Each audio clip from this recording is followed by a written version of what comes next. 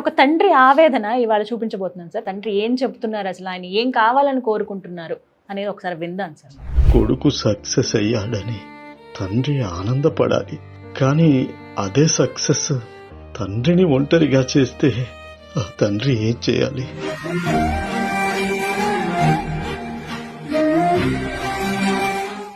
ఇప్పుడు నాకు వయసు 60 దాటింది.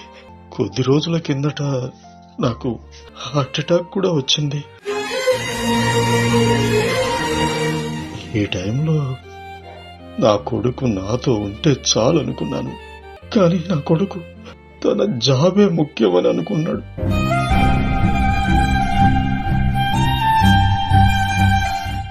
నేను ఈ పరిస్థితిలో ఉన్నప్పుడు నా కొడుకు నాతో ఉండాలని కోరుకోవడం తప్పా చెప్పండి?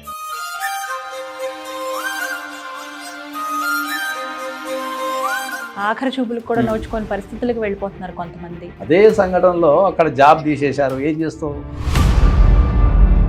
సడన్గా అమెరికన్ గవర్నమెంట్ ఇప్పటి నుంచి దేశంలో ఎవరు ఉండడానికి లేదంటావు, ఏం చేస్తావు? జీవితం అంటే ఫారిన్లో సెటిల్ కావడం ఎవరు నేర్పారు?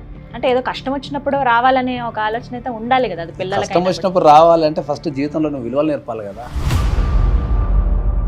చాలా కుటుంబాలలో డబ్బు, కెరియర్ అనేది ఇంపార్టెన్స్ అనే దాన్ని నేర్పుతున్నారు. వాటికి ఇచ్చే విలువ బంధాలకి ఇవ్వడం లేదు. అవన్నీ వదిలేసుకుని వచ్చేయడం అనేది సాధ్యమవుతుందా? ఇప్పుడు మీరు వదిలేసి వచ్చేయమంటారా అని అడిగితే కనుక నేను డెఫినెట్గా వదిలేసి వచ్చామని చెప్పాను. కడుపులో పుట్టిన తల్లిదండ్రులకు చచ్చిపోతే కూడా పిల్లలు రావటం లేదు. పందాల ముంగట ఏదైనా కూడా చిన్నగా. నమస్కారం, సుమన్ టీవీ ఫ్యామిలీ వాల్యూస్ కార్యక్రమానికి స్వాగతం. అమ్మా నాన్న ఎంత ఇష్టమో కదా మనందరికీ. చక్కగా మన కోసం ఎంత కష్టపడతారో, మన ఎదుగుదల కోసం వాళ్ళు పడని కష్టాలంటూ ఉండవండి. ఇవన్నీ పేరుకు బాగానే చెప్తాం, కానీ మనం ఎదిగిన తర్వాత ఒక స్థాయికి చేరుకున్నాక వాళ్ళకి ఎంత విలువిస్తున్నాం అనేది ఒక పెద్ద ప్రశ్న. అదే ఉందండి, మేము ఏదో మా చదువు వల్ల, మా ఉద్యోగం వల్ల ఫారెన్లో సెటిల్ అయిపోయాము, కానీ ఇండియాలో ఉన్న లేకపోతే ఊర్లో ఉన్న మా అమ్మ నన్ను బాగా చూస్తున్నామే అని అంటారు. కానీ ఎంతమంది చక్కగా పలకరించడమో లేకపోతే వాళ్ళతో టైం స్పెండ్ చేయడానికి కొంత టైంని కేటాయించుకోవడమో చేస్తున్నారు. ఇలా ఎంతోమంది పేరెంట్స్ బాధపడిన సందర్భాలు మాతో చెప్పుకున్న సందర్భాలు చాలా ఉన్నాయి. అప్పుడు అనిపించింది కుటుంబ బంధాలు, విలువలు ఏమైపోతున్నాయని. ఇలాంటివన్నీ అంటే ఇప్పుడున్న జనరేషన్కి గుర్తు చేయాలంటే ఒక కార్యక్రమం ద్వారా వెళ్ళాలి, ఇది ఒక మాధ్యమంగా ఉన్నాం కాబట్టి అని అనిపించిందండి. వెంటనే అనుకున్న కార్యక్రమమే సుమన్ టీవీ ఫ్యామిలీ వాల్యూస్.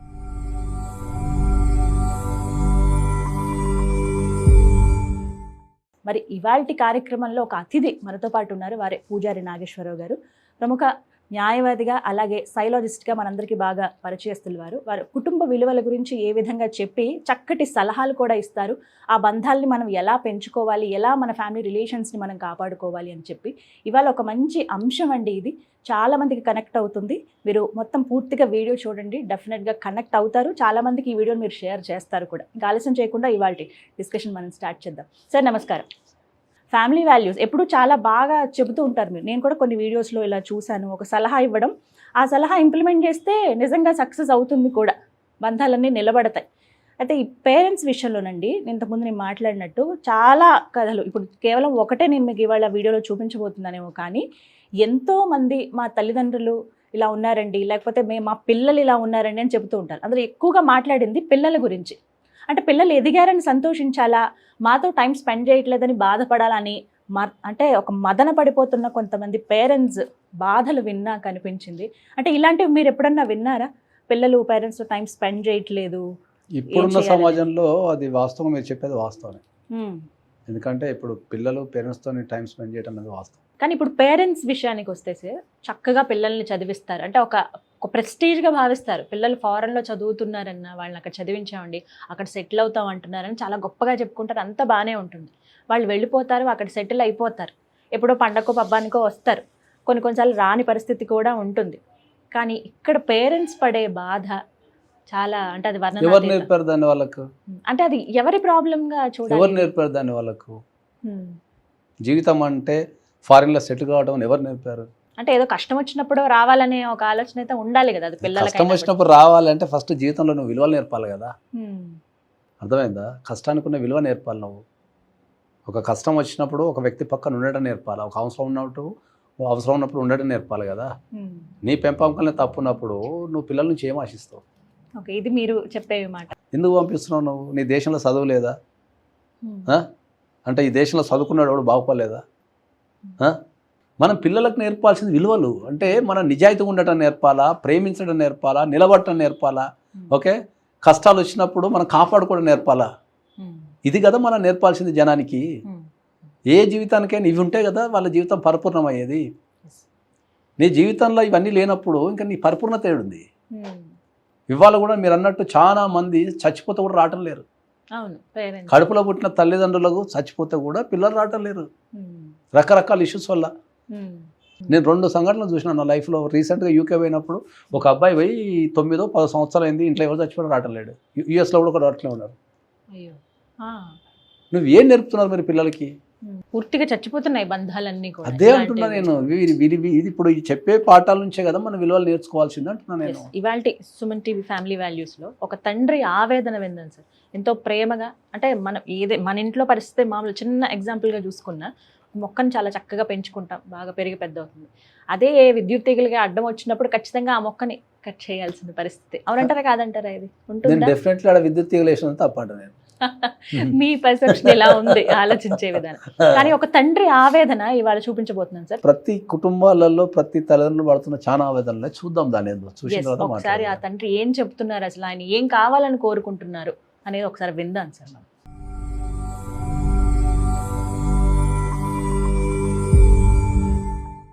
నా పేరు రామేశ్వరరావు. నాకు ఒక్క కొడుకున్నాడు. ఈరోజు నాకు ఒక ప్రశ్న మెదులుతోంది. కొడుకు సక్సెస్ అయ్యాడని తండ్రి ఆనందపడాలి, కానీ అదే సక్సెస్ తండ్రిని ఒంటరిగా చేస్తే ఆ తండ్రి ఏం చేయాలి? నేను చిన్న ఉద్యోగం చేస్తూ నా కొడుకుని మంచి మంచి స్కూల్లో చదివించాను. నా స్తోమత చాలకపోయినా నా జీవితం అంతా కష్టపడి మంచి స్కూల్లో, మంచి కాలేజీలో ఏ లోటు లేకుండా చదివించాను. తను మంచి మార్కులు తెచ్చినప్పుడు నాకన్నా అదృష్టవంతుడు ఎవడు లేడనుకున్నాను. తను ఎదుగుతుంటే నా జీవితానికి అదే గెలుపు అనిపించింది. తర్వాత నా కొడుక్కి అమెరికాలో జాబ్ వచ్చింది, అక్కడికి వెళ్ళాడు. ఇప్పుడు అక్కడ వెల్ సెటిల్ అయిపోయాడు అనుకోండి. ఇప్పుడు నాకు వయసు 60 దాటింది. కొద్ది రోజుల కిందట నాకు హార్ట్ అటాక్ కూడా వచ్చింది. నా భార్య హెల్త్ కూడా బాగోలేదు. ఈ టైంలో నాకు డబ్బు అవసరం లేదు, పేరు కూడా అవసరం లేదు. ఈ టైంలో నా కొడుకు నాతో ఉంటే చాలు అనుకున్నాను. కొంచెం నాతో టైం గడిపితే అదే చాలా అనిపించింది. కానీ నా కొడుకు తన జాబే ముఖ్యమని అనుకున్నాడు. ఈ తండ్రి కన్నా వాడి జాబే ఎక్కువ అనుకున్నాడు. నేను జీవితాంతం తన కోసం సాక్రిఫైస్ చేశాను. ఇప్పుడు ఈ పరిస్థితుల్లో ఒక తండ్రిని చూసుకోవాల్సిన బాధ్యత నా కొడుక్కి ఉంటుంది కదండి. నేను ఈ పరిస్థితిలో ఉన్నప్పుడు నా కొడుకు నాతో ఉండాలని కోరుకోవడం తప్ప చెప్పండి? నాకేమీ అర్థం కావడం లేదు. ఇలాంటి ప్రశ్నలతోనే నేను రోజు ఇలాగే మదన పడిపోతున్నాను. ప్రతిరోజు నిద్ర లేకుండా జీవిస్తున్నాను. నాకున్న జబ్బు, ఈ జబ్బు ఇంకా ఎక్కువైపోతుంది. ఏం చేయాలో అర్థం కావటం లేదు. నా కొడుకు నా కళ్ళ ముందు ఉండాలని మాత్రం ఆశ చావట్లేదండి, చావట్లేదు. తండ్రి ఆవేదన ఇది భారతదేశం ఇప్పుడు ఎదుర్కొంటున్న సమస్యల్లో ఇది కూడా ఒకటి. దీనికి మైగ్రేషన్ పెయిన్స్ అంటారు. మైగ్రేషన్ అంటే ఏంటంటే బతకటం కోసం విదేశాలకు వెళ్ళిపోయి ఆ బతికే క్రమంలో జీవితాన్ని కోల్పోతున్నారు అందరు. నాకు ఇక్కడ మీ ఒపీనియన్ కావాలనుకుంటున్నాను సార్. ఎందుకంటే ఆయన ఒక ప్రశ్న అన్నాను, ఇది అంటే ఈ స్టేజ్లో ఉన్న నన్ను మా కొడుకు రావాలి, మా దగ్గరికి వచ్చి ఉండాలి, లేకపోతే ఈ స్టేజ్లో నన్ను ఒక్కసారి పలకరించడం, మా దగ్గర ఉండడము, నన్ను చూసుకోవాలి కదా, తన కోసం నేను జీవితాంతం అంత కష్టపడ్డాను, మరి ఈ లాస్ట్ స్టేజ్లో లేకపోతే ఈ వృద్ధాప్యంలో ఉన్న మమ్మల్ని వాళ్ళు చూడాల్సిన బాధ్యత కొడుకుకి ఉంది కదా, ఇది నా తప్ప, నేను అలా కోరుకోవడం అని కూడా మదన పడిపోతున్నారు ఆయన. కోరుకోవడం అనేది 100% తప్పు కాదు. మనకు చదువు అనేది జ్ఞానాన్ని నేర్పాలి, చదువు అనేది సమస్యను సాల్వ్ చేయడం నేర్పాలి. కానీ ఇప్పుడు ఉన్న చదువు అనేది భయాన్ని నేర్పుతున్నది. అర్థమైందా? చదువు అనేది భయాన్ని, లేకపోతే వాళ్ళ అధైర్యాన్ని, ఈ రకరకాల చదువు అనేది కొత్త రకాల సమస్యలు తెస్తున్నది. ఇప్పుడు అంత కష్టపడి పెంచినప్పుడు ఇక్కడ 2 కోణాలలో చూడాల్సి వస్తుంది సమస్యని. ఒకటి తండ్రి కోణంలో చూడాల్సి వస్తుంది, ఒకటి కొడుకు కోణంలో చూడాల్సి అంటే వస్తుంది. ఎందుకు రాలేకపోతాడు? అంత పెంచిన తండ్రి ఎంత కష్టపడి పెంచాడన్న విషయం ఆయనకి తెలుసు. తండ్రి ఎన్ని కష్టాలు పడి తెలిసినప్పుడు పంపించాడు. తండ్రి కోసం త్యాగం చేయాల్సిన బాధ్యత కొడుకుంటుంది 100%. చాలామంది అదే చెప్తున్నా కదా, చాలామంది జీవితంలో మనకు ఆ సౌకర్యాలు కోల్పోతామేమో, జాబ్ పోద్దేమో అని ఇప్పుడు ఈ కేసులో జాబ్కి ఇంపార్టెన్స్ రావటం లేదని మనం అనుకుందాం. ఒకవేళ అక్కడ జాబ్ వీకేస్తే ఏం చేస్తావు? ఇంత కష్టపడి ప్రయోజనం ఏముంది? ఏం చేస్తావు? జాబ్ వీకేస్తే ఏం చేస్తావు? రేపు మళ్ళీ ఎప్పుడు ఏడికి వస్తావు? లేకపోతే ఇమిగ్రేషన్ రూల్స్ చేంజ్ చేస్తారు. ఇప్పుడు యూకేలో ఇమిగ్రేషన్ రూల్స్ చేంజ్ చేశారు. ఇప్పుడు అక్కడ 50% వచ్చేస్తారు. ఎక్కడన్నా చేసుకోవచ్చు, ఏదైనా బతకచ్చు తల్లిదండ్రుల కదా, దగ్గర ఉండే ఏదైనా బతకచ్చు కదా అని చెప్తున్నా నేను అందరికి చెప్పేది ఏంటంటే నీ దేశాన్ని నువ్వు బాగు చేసుకోకుండా, నీ దేశం మీద నువ్వు ప్రేమ పెంచకుండా, ఓకే, నీ పిల్లలకి నీ దగ్గర పెట్టుకోకుండా, నువ్వు ఎక్కడో పెంచి లేకపోతే వాళ్ళకి అది నేర్పి నువ్వు ఎందుకు బాధపడతావు అని చెప్తాను నేను. బెంగ పెట్టేసుకున్నారు, ఎందుకు బాధపడతావు చెప్తా. భర్తకి ఇద్దరికి ఎట్లా పెట్టుకుంటారు? ఆ ఏజ్ వచ్చిన తర్వాత ఎవరైనా పెట్టుకుంటారు. ఆ ఏజ్లో 60 సంవత్సరాలు దాటిన తర్వాత ప్రతి తల్లిదండ్రి తన పిల్లలు నా దగ్గర ఉండాలని కోరుకోవడం అనేది వెరీ సహజం. అది మరి ఏం చేయాలి? వెరీ సహజం. అది క్రియేట్ చేయగలగాల, దగ్గర పెట్టుకున్నట్టు చేయగలగాల. మైగ్రేషన్ మీద పోయినా కూడా వాళ్ళని మనకు కొంతకాలం దానికి వాళ్ళకు ఒక స్ట్రక్చర్ ఇవ్వాలి మనం దానికి జనరల్గా. Okay, what is the purpose of going migration అనేది. ఎప్పుడు నేను ఎంగేజ్లో లండన్ పోయినా పనిచేస్తానికి ఎట్ ద ఏజ్ ఆఫ్ 21. 2000లో పోయినా నేను. 2000 నుంచి 2007 వరకు ఫారిన్లో పనిచేసిన, యూరోప్ మొత్తం పనిచేసిన ఎంగేజ్లో. తర్వాత అర్థమైపోయిన తర్వాత మొత్తం 3 వరకు ఇండియా వచ్చేసిన. ఇప్పుడు నేను ఎంగేజ్లో పోయినా, నేను అక్కడ మంచి నా జాబ్, సెటిల్డ్ జాబు, మంచి జీతము, మంచి సౌకర్యాలు, నేను ఉండాలనుకుంటకపోతున్నా. ఎంగేజ్లో మళ్ళీ బ్యాక్ వచ్చేసిన, మళ్ళీ ఇక్కడే పెళ్లి చేసుకున్నా, ఇక్కడ పిల్లలే కానీ ఇండియాలోనే ఉంటున్నా నేను. ఇప్పుడు మా మదర్ని మంచిగా చూసుకుంటున్నా. మంచి దాన్ని బ్యాలెన్సింగ్ చేయగలగాలంట నేను. ఆ బ్యాలెన్సింగ్ అనే సిస్టాన్ని మనం ఫ్యామిలీస్లో నేర్పాలా. నేర్పడం వల్ల మన మైగ్రేషన్ వెళ్ళటం అనేది తప్పు కాదు. దేనికి వెళ్తున్నావు, ఎందుకు వెళ్తున్నావు, వాట్ ఈస్ ద పర్పస్. పెంచే విధానంలో నేను అందరికి చెప్తున్నా, చాలా కుటుంబాలలో డబ్బు, కెరియర్ అనేది ఇంపార్టెన్స్ అనేదాన్ని నేర్పుతున్నారు, స్ట్రెస్ గురి చేస్తున్నారు. వాటికి ఇచ్చే విలువ బంధాలకి ఇవ్వటం లేదు. అది నేను చెప్పేది. నువ్వు ఏడాకు పోయినా మళ్ళీ ఇడికే రావాలా, ఎన్నో తిరిగి కుటుంబాన్ని స్ట్రాంగ్ చేసుకుంటే సరిపోద్ది అని చెప్తాను. ఆఖరి చూపులకు కూడా నోచుకొని పరిస్థితులకు వెళ్ళిపోతున్నారు కొంతమంది. నేను అందరికి ఒక విషయం చెప్పగలుగుతా, మన ఎంట్రన్స్ ఎట్లయినా ఉండని, ఫేర్వెల్ మాత్రం గ్రాండ్గా ఉండాలి. ఆ ఫేర్వెల్ అనేది నువ్వు ఎంత గ్రాండ్గా చేసుకుంటావు అనేది నీ జీవితం మీద ఆధారపడిందని చెప్తా. ఫేర్వెల్ అనేది గ్రాండ్గా ఉండాలంటే కుటుంబం అనేది స్ట్రాంగ్ ఉండాలి. ఇద్దరి వెర్షన్లో చూడమన్నారు సార్. కానీ ఇప్పుడు సరే, వాళ్ళ పరిస్థితి ఒక్కసారి మనం కొడుకు పరిస్థితి నుంచే చూద్దాము. ఒకవేళ ఆయన అంత బాగా సెటిల్ అవుతున్నారు, మేము ఇక్కడ, మా పిల్లలు ఇక్కడే ఉన్నారు, వాళ్ళు ఇప్పుడు ఎదిగే క్రమంలో ఉన్నారు, మంచి మంచి ఇల్లు, ఫారెన్లో ఇల్లు కట్టుకోవడం అంటే గొప్ప విషయమే, మంచి సంపాదన ఉంది, అంత బాగుంది, అవన్నీ వదిలేసుకుని వచ్చేయడం అనేది సాధ్యమవుతుందా ఈ రోజుల్లో? ప్రాక్టికల్గా మాట్లాడుకుందాం, ఏదో మాట వరుసకని కాకుండా. 2 విషయాలు మనం గమనించాల్సింది ఏంటి అంటే, దీంట్లో ఇప్పుడు మీరు వదిలేసి వచ్చేయమంటారా అని అడిగితే కనుక నేను డెఫినెట్లీ వదిలేసి వచ్చామనే చెప్తాను. సాధ్యం అవుతుందా సార్? ఎందుకు కాదు సాధ్యం.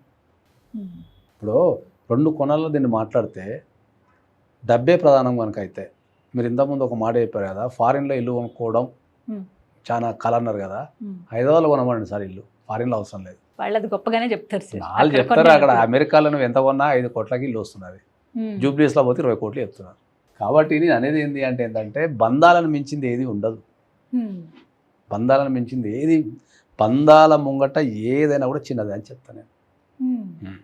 కాబట్టి నీ తల్లిదండ్రులు కనుక బాధలో ఉంటే, నీ తల్లిదండ్రులు కనుక కష్టాల్లో ఉంటే, నీ తల్లిదండ్రులు కనుక అనారోగ్యం పాలైతే, ఈ ప్రపంచానికి నిన్ను చూపించి, ఈ ప్రపంచంలో నిన్ను గెలిపించి, ఓకే, ఈ ప్రపంచానికి నిన్ను పరిచయం చేసిన తల్లిదండ్రుల కోసం నువ్వు ప్రపంచంలో ఎన్ని ఉన్నా కూడా వదులుకొని రమ్మని చెప్తాను. వదులుకొని రమ్మనే చెప్తారు. 100% వదులుకొని రమ్మని చెప్తా. సాధ్యం అసాధ్యం అనేది మన చేతుల్లో ఉంటుంది. మనం ఎంత సాధ్యం, రెస్పెక్ట్ అసాధ్యం ఇస్తున్నాం అనేది అనే దాన్ని బట్టి అంతే కదా. అక్కడే క్లారిటీ వచ్చేస్తుంది. ఇంతసేపు మన ప్రోగ్రామ్ పేరే ఫ్యామిలీ వాల్యూస్.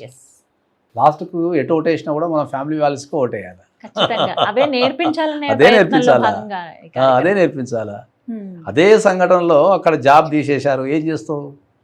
లేకపోతే సడన్గా అమెరికన్ గవర్నమెంట్ ఇప్పటి నుంచి దేశంలో ఎవరు ఉండడానికి లేదంటావు, ఏం చేస్తావు? చివరిగా ఏం చెప్తారు సార్ ఈ అంశం పైన? త్యాగం, మెసేజ్. కుటుంబం అంటేనే త్యాగం చేయటం అని చెప్తాను. నీ తల్లిదండ్రుల కోసం త్యాగం చెయ్యి, నీ అక్క చెల్లెల కోసం త్యాగం చెయ్యి, నీ అన్నదమ్ముల కోసం త్యాగం చెయ్యి, నీ పిల్లల కోసం త్యాగం చెయ్యి, అది నేర్పమని చెప్తాను నేను. త్యాగం చేసే దమ్ము ఎవరికి లేదో వాళ్ళే కుటుంబంలో ఓడిపోతారు. Simple logic. ఒక వ్యక్తి తన కుటుంబాన్ని గెలిచాడు అంటే వాడు త్యాగమూర్తి అయి ఉంటాడు. ఇక నాది నాది అని పిసుకుంటాడు చూడు, వాడు ఎప్పటికి ఎవరిని గెలవలేడు. అసలు గెలవాలంటే ఒక సైన్యం కావాలి కదా. మరి నీ కుటుంబాన్ని నువ్వు గెలవలేకపోతే ఇంకా ప్రపంచం ఏం గెలుస్తుంది? ఎక్కడికో వెళ్ళి ఉద్ధరించేదే ఉంటుంది. అది కూడా రాశారు మన పేర్లు, ముందు ఇట్లా గెలిచి తర్వాత రచ్చ గెలవాలి అన్ని మన పెద్దవాళ్ళే చెప్పారు, ఆల్రెడీ చెప్పేశారు దాన్ని. మనం ఏదో కొత్త విషయాలు కనిపెట్టండి ఇలా మాట్లాడుకుంటున్నాం, కానీ ఇవన్నీ మొత్తం మనం ఇప్పుడు మాట్లాడుకున్న ప్రతి ఒక్కటి పూర్వకాలంలో పదాల రూపంలో మొత్తం రాయబడినాయి. నీకు అన్నీ నువ్వు ఎన్ని ఉన్నా కూడా ఫస్ట్ కుటుంబానికే వాల్యూ అని చెప్తాను నేను, దాని తర్వాత నీకు ఏదైనా. రైట్, థ్యాంక్ యూ సార్, చాలా విలువైన సలహా ఇది. నమస్కారం. విన్నారు కదా సుమన్ టీవీ ఫ్యామిలీ వాల్యూస్. మనం ఎంత ఎత్తు ఎదిగినా, ఎలాంటి స్టేజ్లో ఉన్నా, ఎంత మంచి పొజిషన్లో ఉన్నా, ఎలాంటి సొసైటీలో మనం ఉన్నా కూడా మన మూలాలని, అంటే ముందుగా మన తల్లిదండ్రులు మనం మర్చిపోకూడదు. వాళ్ళకి ఇవ్వాల్సిన గౌరవం ఎప్పుడూ ఇస్తూనే ఉండాలి. అది మనల్ని ఇంకా ఉన్నత స్థానానికి తీసుకువెళ్తుంది అనేది అందరూ ఒప్పుకునే మాట. సుమన్ టీవీ ఫ్యామిలీ వాల్యూస్లో ఎన్నో అంశాల పట్ల మనం మాట్లాడుకోబోతున్నామండి. మీరు ఇలా ఫ్యామిలీస్కి సంబంధించి మనకున్న బంధాలు, బంధుత్వాలు, వీటి గురించి ఎన్నో సమస్యలు ఎదుర్కొంటూ ఉంటారు. ఒక పరిహారం లేక ఇబ్బంది పడుతూ ఉంటారు. మీ సమస్య ఎవరితోనైనా షేర్ చేసుకుంటే బాగుండు అని మీలో ఎవరికైనా అనిపిస్తే ఒక వాయిస్ నోట్ ద్వారా మీరు మాకు పంపించవచ్చండి. స్క్రీన్ పైన నెంబర్ డిస్ప్లే చేస్తాను, ఆ నెంబర్కి మీరు పంపించండి. అలాగే ఇప్పుడు మీరు చూసిన ఈ అంశాన్ని మీరు ఎలా జడ్జ్ చేస్తారు అది కూడా ఒక వాయిస్ నోట్లో పంపించండి. ఒకవేళ అద్భుతంగా మీరు కనుక జడ్జ్ చేసి మీ దృష్టికోణంలో కనుక ఈ ఇష్యూ చాలా అద్భుతంగా పరిష్కారం అవుతుంది అని భావిస్తే మీరే ఈ హాట్ చైర్లో కూర్చునే అవకాశాన్ని పొందవచ్చు. మరిన్ని వివరాల కోసం స్క్రీన్ పై కనపడుతున్న నెంబర్కు మీరు ఒకసారి కాల్ చేసి డీటెయిల్స్ కనుక్కోండి. ముందుగా మీ అభిప్రాయాన్ని వాయిస్ నోట్లో మాకు పంపించండి. ఇది ఇవాల్టి సుమన్ టీవీ ఫ్యామిలీ వాల్యూస్. నమస్కారం.